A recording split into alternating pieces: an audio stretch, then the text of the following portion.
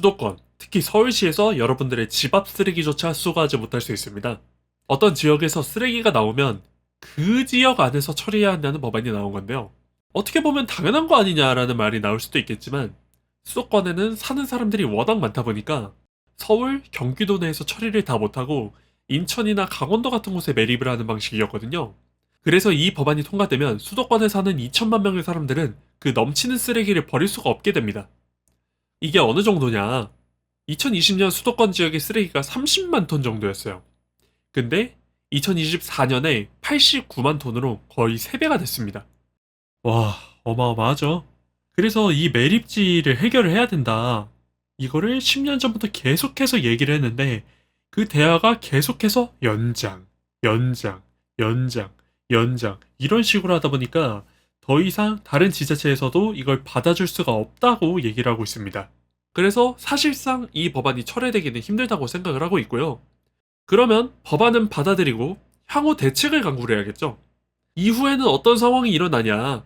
일단 각 지역의 쓰레기는 그 지역 안에서 처리를 해야 되다 보니까 무조건 지자체별로 쓰레기 소각 시설을 만들어야 됩니다. 근데 수도권 지역은 그 시설이 턱없이 부족하거든요. 땅값도 상대적으로 비싼 곳에 짓다 보니까 예산 구하기가 상당히 어렵고 그거를 해결하는 시간도 오래 걸릴 겁니다. 어쩌면 소각장을 포기하고 쓰레기를 줄여보자는 캠페인 같은 걸 진행하고 종량제 봉투 가격을 2배, 3배로 올려서 쓰레기를 줄이도록 할 수도 있어요.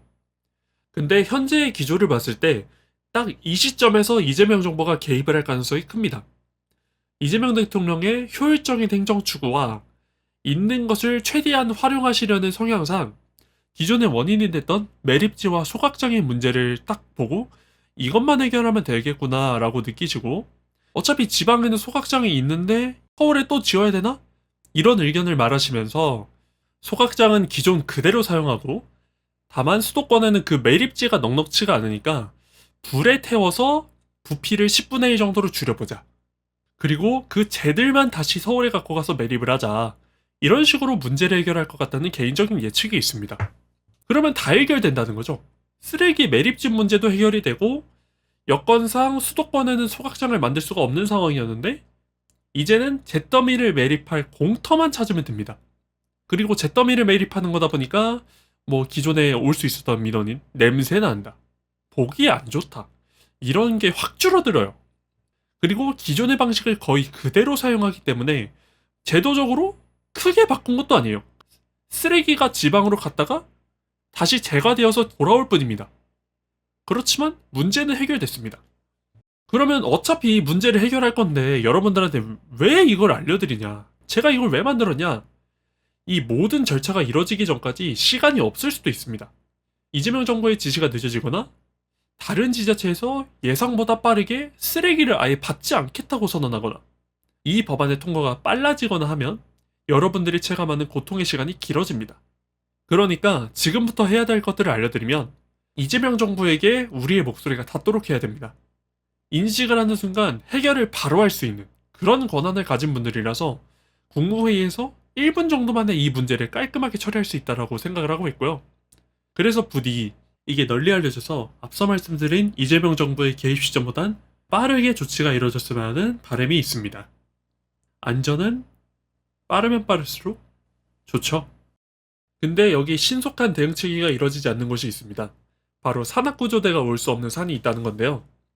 이런 산에서 일어날 수 있는 산악사고들을 막기 위해서 지역별로 산악구조대의 운영을 선택적으로 하는 것이 아닌 의무적으로 하자는 법안이 나왔습니다.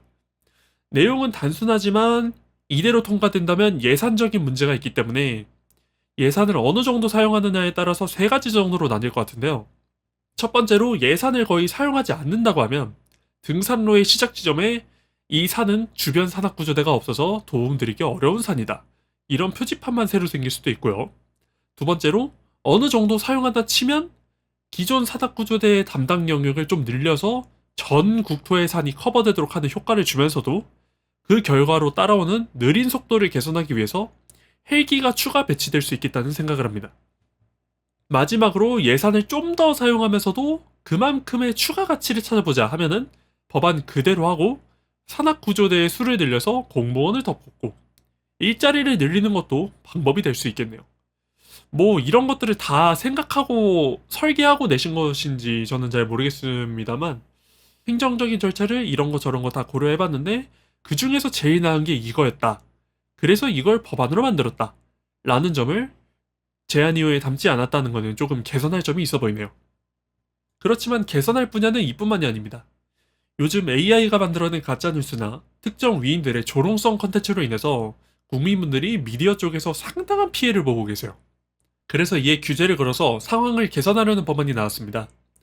미디어에서 AI를 사용해서 방송 프로그램 또는 광고를 제작했다면 AI가 사용됐다는 사실을 쉽게 알 수 있도록 고지해야 된다는 법안인데요. 이건 현재 유튜브가 진행하고 있는 AI 관련 대응과 똑같은 부분이거든요. 그래서 유튜브라는 검증된 모델이 있다 보니까 쉽게 가결이 될 것 같습니다. 그런데 조롱성 콘텐츠에 대한 부분은 가결되기 어려울 것 같습니다. 이거는 다른 법안인데 최근에 AI를 이용해서 유관순 열사를 조롱하는 콘텐츠가 유포된 적이 있어요. 근데 이런 행위에 대해서 현행법상으로는 대처하기 어렵다는 점을 들어서 돌아가신 분의 명예를 훼손한 범죄에 대해서 그 일족이 고소할 수 있다라는 법안이 나왔습니다. 1년 이하의 징역이나 200만 원 이하의 벌금에 처할 수도 있고요. 근데 이게 취지는 좋은데 참 허점이 많은 법안입니다. 이대로 가면 위인이 아닌 사람들을 욕하더라도 처벌받는다는 거죠. 쉽게 말씀드리면 이완용을 욕하면은 징역 살 수도 있습니다. 그들의 일종은 아직 살아있거든요. 이렇게 명암이 극도로 갈리다 보니까 이 법안은 가결되기 어려울 것이라고 보고 있습니다. 다른 방식으로 규제를 하셔야겠네요. 취지는 좋지만 다른 방식을 택해야 되는 법안이 또 있습니다. 중대재해를 만들어낸 사업주를 처벌하도록 하는 법안입니다. 그런데 약간의 과도한 면이 있어요. 과정은 상관없이 결과가 그냥 피해를 입혔다면 무조건 강도 높은 처벌을 하겠다는 법안입니다. 법안 원문을 읽어보니까 SK나 쿠팡을 언급을 하셨더라고요. 근데 SK랑 쿠팡이랑 케이스가 아예 다릅니다. SK의 사례는 실제로 악성 공격을 당해서 그 보안벽이 뚫려서 생긴 문제다 보니까 그냥 보안만 높이면 되는데 쿠팡의 사례를 보면 내부자가 들고 날라버린 경우라서 아무리 보안 측을 강구하더라도 막기가 어렵거든요. 쿠팡을 옹호하고 그러는 건 아닌데 내부자가 바깥으로 정보를 나르는 걸 막자고 바깥 생활을 일일이 감시하면 개인정보보호법 위반이고 그래서 회사 내에서 막자니 컴퓨터에 USB 하나 꽂지도 못하고 서류 하나하나 누가 뽑았는지 절차를 인증하는 복잡한 과정이 생깁니다. 군대가 생각나죠? 어우, 기업에서도 이런 규칙을 적용하면 뭐 아무것도 못하겠는데요. 그래서 방법을 달리할 필요가 있습니다. 실제로 쿠팡은 2023년 정부의 보안 인증 과정을 통과했는데도 이런 과정이 일어난 것이기 때문에 그 실패한 인증 과정에서 무슨 허점이 있었는지를 알아내서 다음 사고를 방지하고 기업의 내부 보안 점검의 빈도수를 높이고 보다 상세히 시행하도록 법제화하는 그러니까 실용적인 법안이 도입돼야지 그냥 무작정 징역 보내버린다 이래버리면 어디서 어떻게 터질지도 모르는 내부자를 대비하기 위해서 천문학적인 돈을 쏟아붓게 될 겁니다. 그러면 기업이 수익성이 안 나오니까 당장 여러분들의 주식 가치도 반토막이 나겠죠. 그래서 이 법안이 통과되는 것까지는 그렇다 치는데 대표자가 징역을 산다는 건 정말 최후의 수단인 거고 그 최후에 도달하기 전에 법안을 추가적으로 발의해서 구제책을 만들어주는 게 좋다고 생각됩니다. 이후의 법안들을 기대해 보겠습니다. 설마 이걸로 끝은 아니겠죠? 오늘의 법안은 여기서 끝입니다. 감사합니다.